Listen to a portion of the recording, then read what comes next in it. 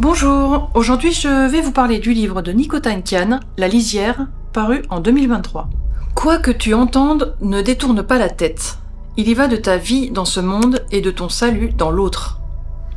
Cette phrase, issue d'un dépliant touristique officiel des Monts d'Arrée, massif breton formé de landes, de roches et de marécages, pose le décor. Viviane Le Goff est en voiture avec son mari Adrien et son fils Tom, 12 ans, pour retrouver sa belle-mère. Un choc sous la voiture, en pleine nuit, fait s'arrêter le véhicule. Adrien descend pour voir de quoi il retourne et Tom décide de ce moment pour une pause pipi. Le temps s'écoule et Viviane ne voit pas revenir ni son mari ni son fils. Inquiète, elle sort à son tour, les appelle, en vain.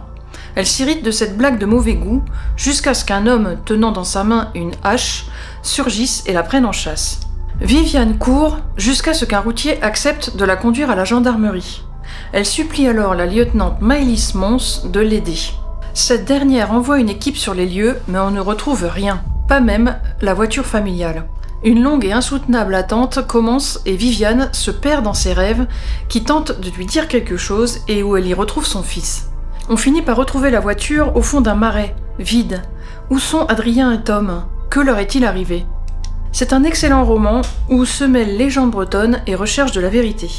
Il est évoqué notamment l'Ankou, serviteur de la mort dont le rôle est de collecter les âmes des défunts.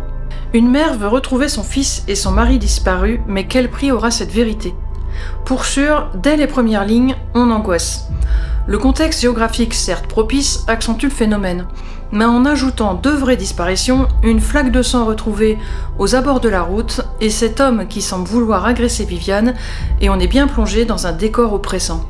Tout au long du roman, on vacille entre rêve et réalité, légende et réel, mensonge et vérité. On se raccroche alors à la lieutenante, mais elle-même n'arrive pas à rationaliser l'ensemble des événements. Progressivement, on découvre l'enfer du décor, le factuel dépassant l'imaginaire de ce lieu maudit, aussi effrayant soit-il. Viviane va alors vivre l'enfer dans sa réalité. L'irréel n'est-il pas plus apaisant? C'est un très bon moment de lecture où légende, psychologie et suspense se lient à merveille. Je salue aussi la couverture, très belle et très inspirante dans le contexte du livre. Je vous le conseille. La lisière de Nico Tankian.